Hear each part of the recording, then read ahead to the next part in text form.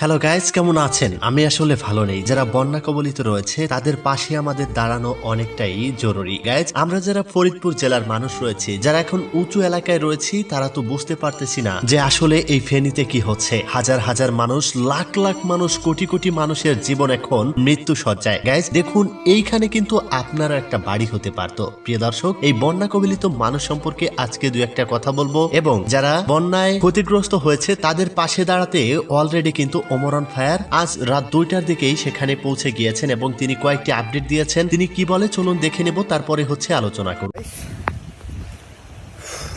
আমি ঠান্ডায় কথা কইতে পারতেছি না। গতকাল রাত 2টা বাজে আমার ফেনীর ভাই ব্রাদার বলেন, টিম মেম্বার বলেন, তার আপডেট দেয় যে ফেনীতে বন্যার পরিস্থিতি খুব খারাপ।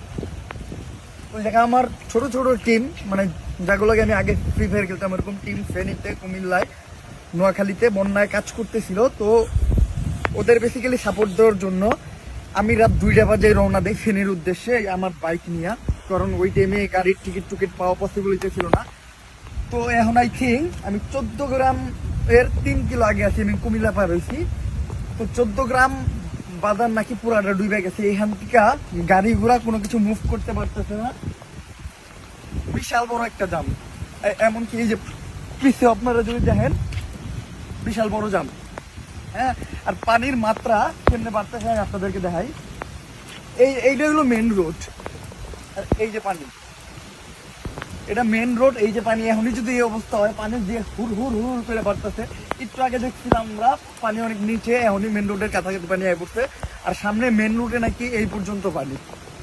আমার গুগল ম্যাপে বারবার দেখাইছে যে মানে ফ্লোড, মানে ওটা কি কয় যে রাস্তায় পানি উঠছে এরকম। আমার সিলেট যাওয়ার সময় দেখাইছিল, সিলেটের বন্যার সময়। আমি আসলে ওটা ক্লিয়ার করি, আমি ভাবছি কোনো মতো হয়তো যেতে পারবো, হয় আঁঠু পানি বা গিরা পানি এরকম কিছু, বাট না।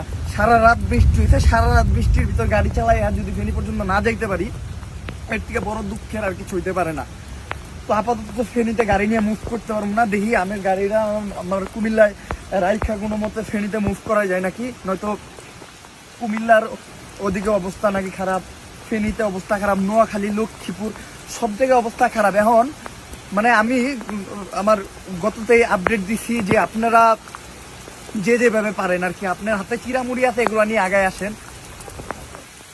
এখন যে সিচুয়েশন, ওই জায়গায় যে আপনার যাবেন এরকম কোনো সিচুয়েশন নাই। আপনারা একটা কাজ করেন, প্রত্যেকটা এলাকা থেকে ওই যে ছাত্র আন্দোলন যেমন হয়েছে ওইভাবে একজন সমন্বয়ক একটা টিম গঠন করেন, টিম থেকে ফান্ড কালেক্ট করে ওইটা নিয়ে দেন বন্যার্তদের পাশে যেয়ে দাঁড়ান। আর যে হারে বৃষ্টি হইতেছে আমার মনে হয় না এই পানি নামবো। আমার মনে হয় এই পুরো রাস্তাটা ডুইবা যাইবো, কেউ এখান থেকে মুভ করতে পারবো না। অলরেডি যে ছোট ছোট গাড়িগুলো আছে এগুলো ঘুরাই যেতে থাকে। আমার গাড়ি ঘুরাইতে কয়েছে, আমি অলরেডি গাড়ি ঘুরাইছি। এখন দিয়ে আমি কুমিল্লার দিকে যাবো, কুমিল্লার থেকে দেন মানে কি করা যায় নেক্সট মুভমেন্ট ওইভাবেই হবে।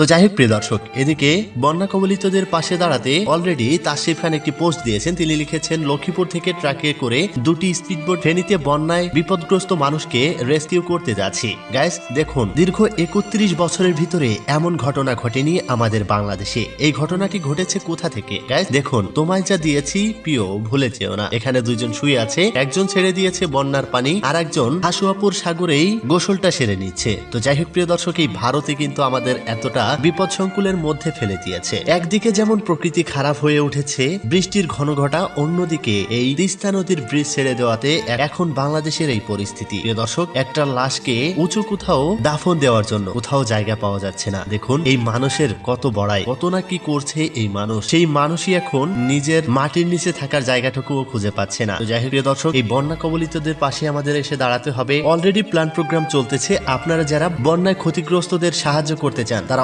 অবশ্যই আমার ডিসক্রিপশন বক্সে বিকাশ নাম্বার দেওয়া আছে, স্ক্রিনে নাম্বার দেওয়া আছে, আপনারা সেখানে টাকা পাঠাইতে পারেন। এই টাকাটা আমি সরাসরি হয়তো ওমর ভাইয়ের কাছে বা অন্য কোনো টিমের কাছে আমি পৌঁছে দেওয়ার চেষ্টা করব। এটা বলেই আজকের ভিডিও শেষ করব, এবং সর্বশেষ বলতে চাই, আল্লাহ তাআলা যেন ফেনীবাসী এবং যারা বন্যা কবলিত হয়েছেন তাদেরকে হেফাজতে রাখেন। এই বলেই আজকের ভিডিও শেষ করছি। দেখা হচ্ছে পরবর্তী ভিডিওতে। অতি দ্রুতই নতুন ভিডিওতে আপনাদের মাঝে গুরুত্বপূর্ণ আপডেট নিয়ে আসবো। তাই যারা নতুন রয়েছেন